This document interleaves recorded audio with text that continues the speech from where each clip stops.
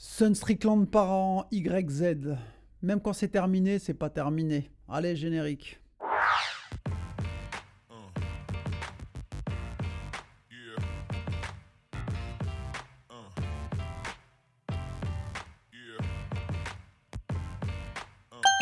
Welcome au KLM Sport, bienvenue. Avant de vous parler de Sun Strickland et son bif, le coach, la team, l'émission, qu'est-ce qui s'est passé? Ne vous inquiétez pas, je vais vous raconter ça au KLM, comme je vous le dis, au KLM. Simplement, juste avant de passer à l'émission, n'oubliez pas de vous abonner, partager, ça fait zizir et ça donne beaucoup de force. Hein. OKLM Sport est disponible sur Spotify, Deezer, sur Instagram, TikTok. Donc n'oubliez pas de vous abonner. Sur les plateformes audio, hein, référencement, on donne 5 étoiles. On donne 5 étoiles au podcast. C'est pour le référencement aussi, ça donne beaucoup d'hypertrophie. Rien ne va plus, les amis, rien ne va plus.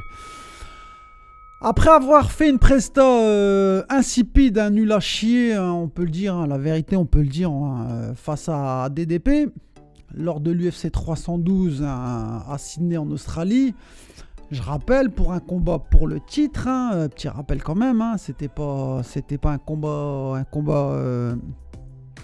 au milieu du jardin. Sun Strickland, pendant toute la Fight Week, il n'arrêtait pas de se concentrer à clasher. Oui, à clasher, à sortir la sulfateuse et à arroser tout le monde. Contre Chimaev sur les réseaux sociaux. Il a parlé de Chimaev sur les réseaux sociaux, en presse de conférence.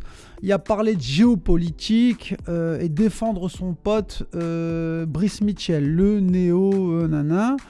Un mec, Brice Mitchell, je rappelle, Brice Mitchell, il a dit que le petit moustachu des années 50, là, avec sa petite moustache là, comme ça, un petit là, qui aimait bien les grands blonds, le petit brun qui aimait bien les grands blonds, ce mec-là était un mec sympa.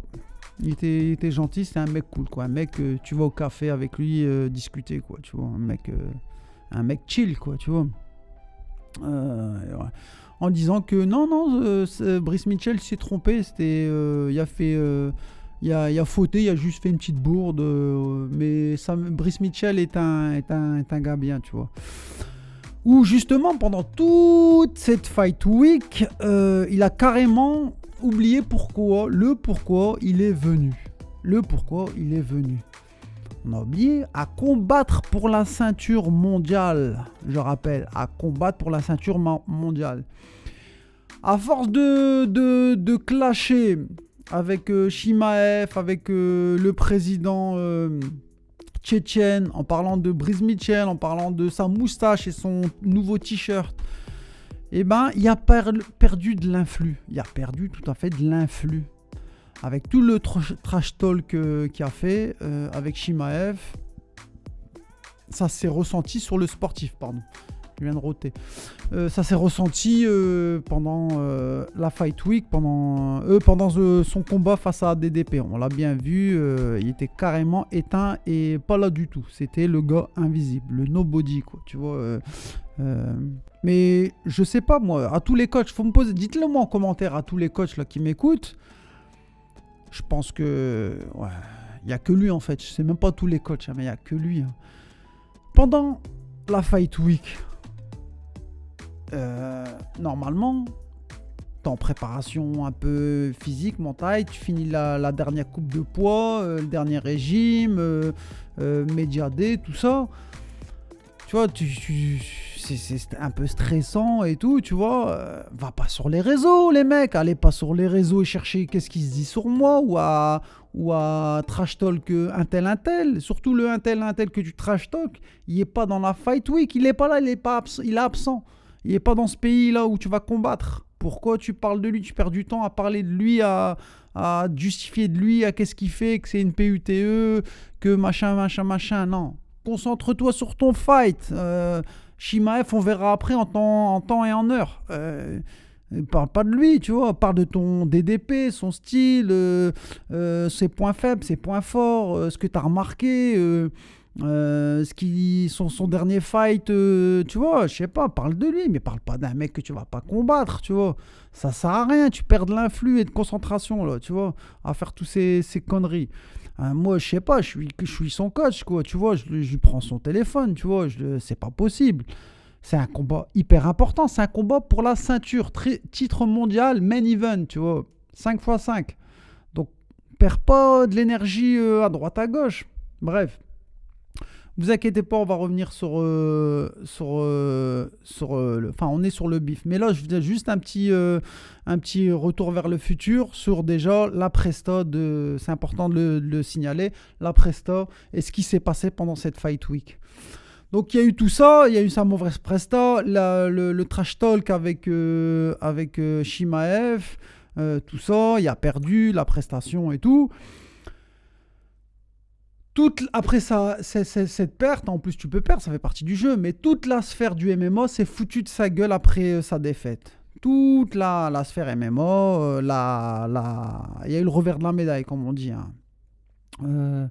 Les critiques, vas-y, ça balance. Hein. Voilà les critiques.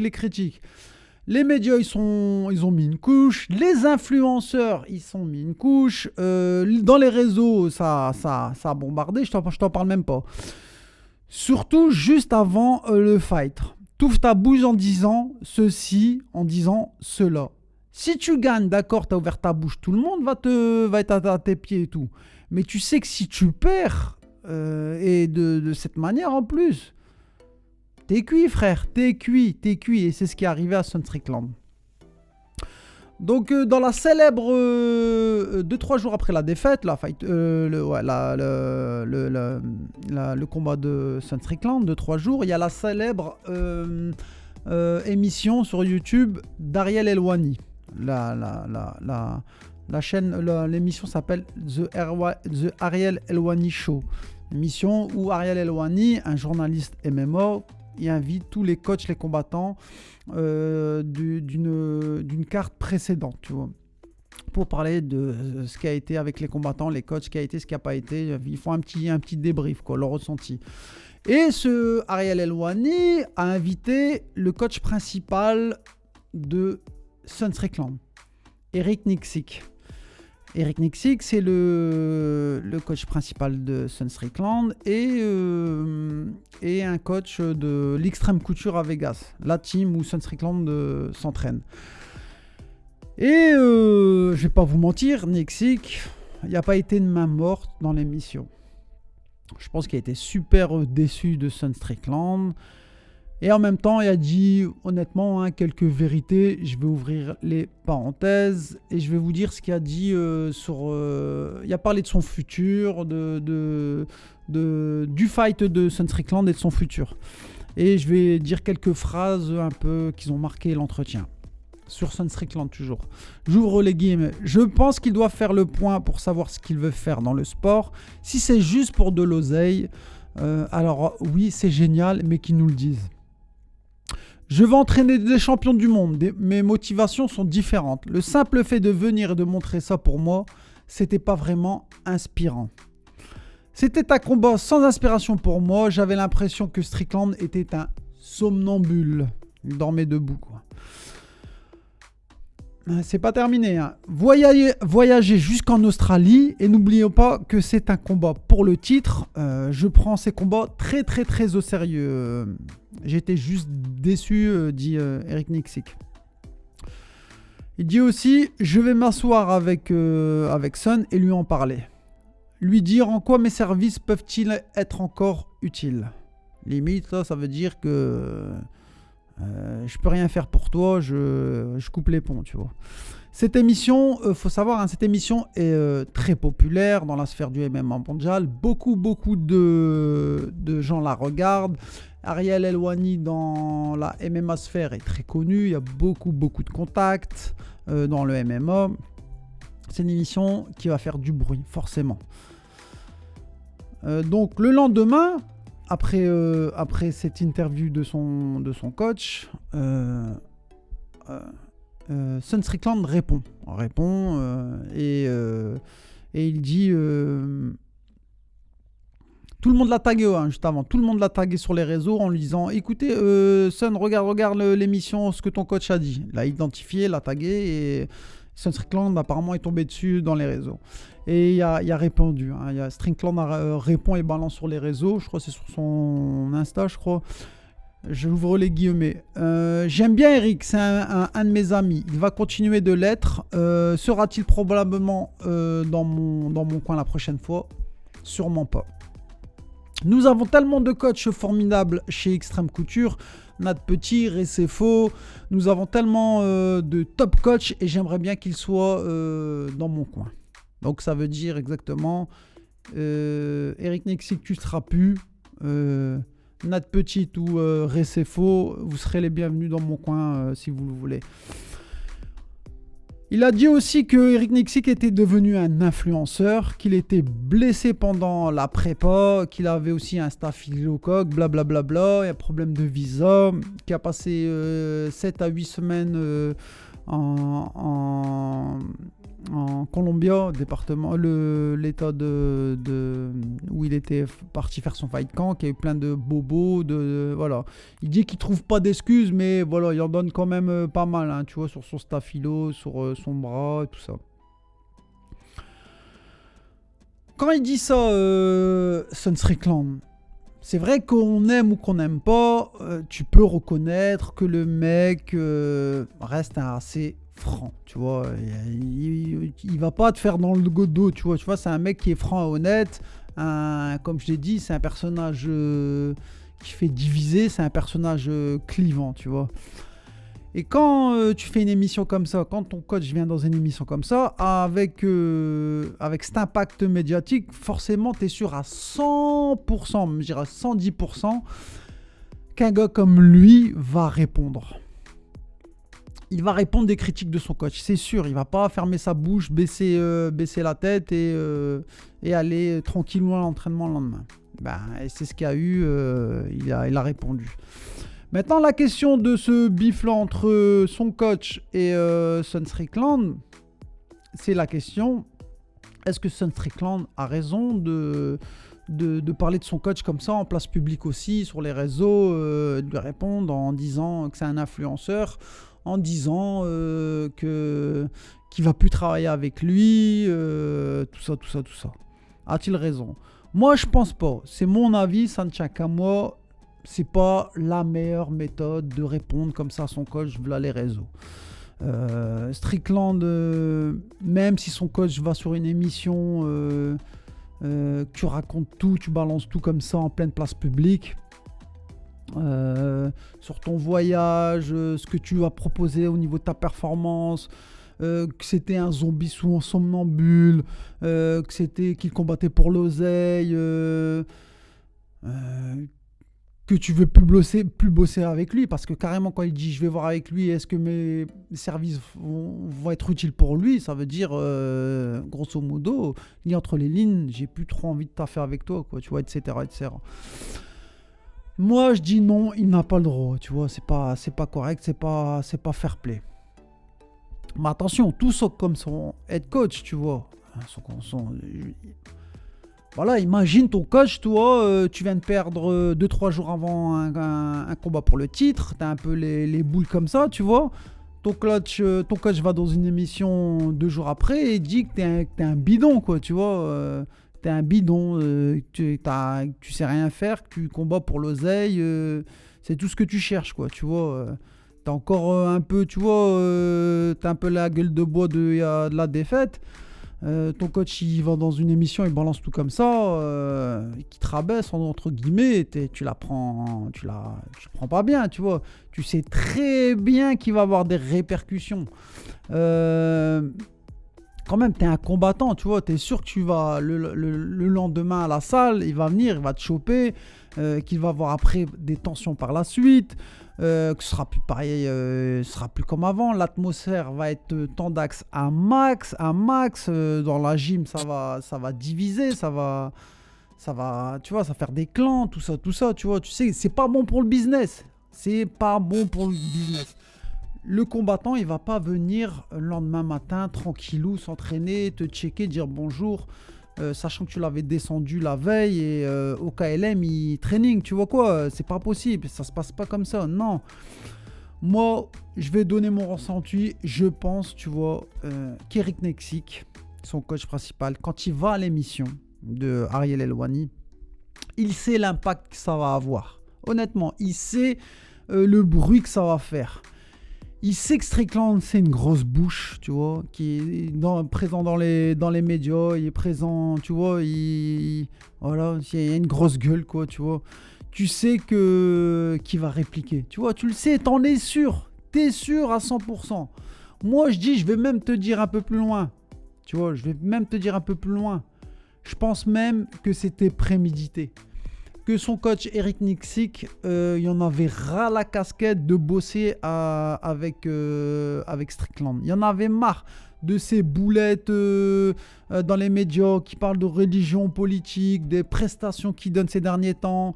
En plus, le combat du week-end dernier face à DDP, c'était c'était la goutte qui a fait déborder le vase. Et tu sais que c'est un mec comme ça, il est incontrôlable, tu vois, il est hors contrôle le gars, tu vois, c'est vraiment, tu vois, il sait qu'en allant là, il va dire ça, il sait que Sun Strickland va avoir du répondant derrière, que les deux vont pas être d'accord. Les deux vont pas être d'accord et ça va clasher et l'un il va tourner à droite et l'autre il va tourner à gauche, tu vois. Il sait, ça, c'est...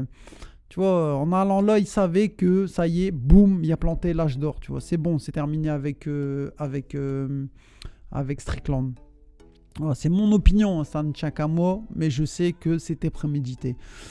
Après, quand tu regardes les propos d'Eric Nixik, tu vois, bah, il a dit, tu vois, il a dit une vérité, tu vois, il a dit la vérité, c'est pas un mensonge, il a pas dit... pas mytho, tu vois, pas dit des conneries, tu vois, dans l'émission. Strickland, il était complètement bidon, tu vois, on a tous vu, t'as pas besoin de Eric Nixik ou El Helwani, tu l'entends pour juger, tu vois, pour constater, tu vois, pour constater. Tu sais très bien, après peut-être le combat, ouais, pour l'argent, quand il parlait comme ça, c'est pas fair play. Mais après l'argent, tous les combats fight pour l'argent, tu vois. Tous les combattants fight pour l'argent.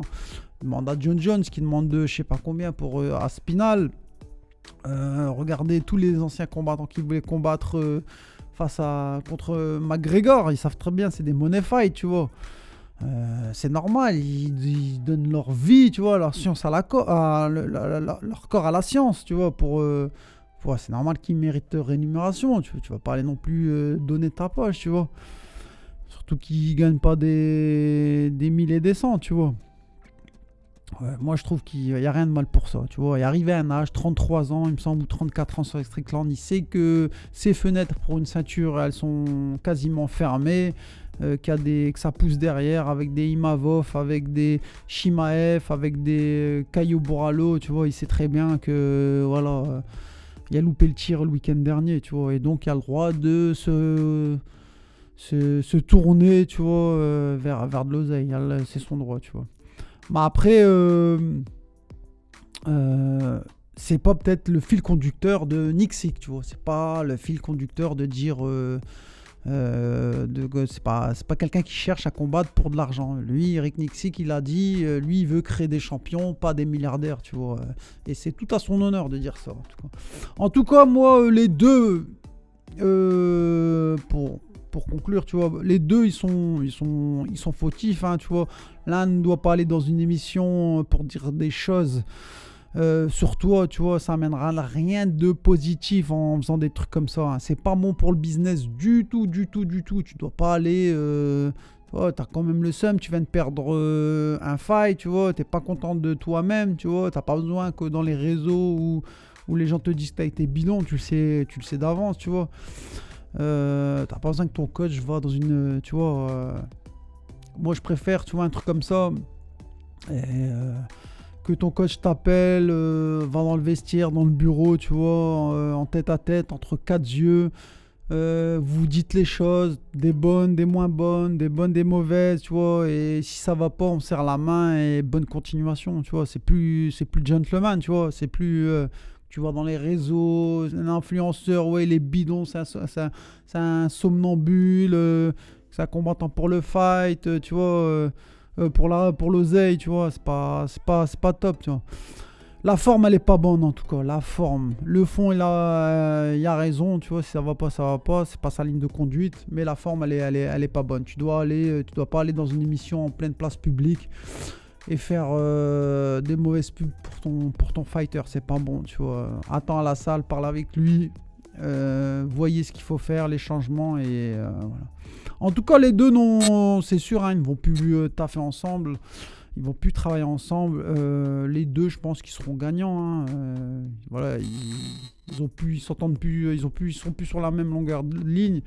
Et les deux sont gagnants. En tout cas, affaire à suivre, on verra. On n'oublie pas les enfants de vous abonner, de partager. OKLM Sport est disponible sur Insta, sur TikTok.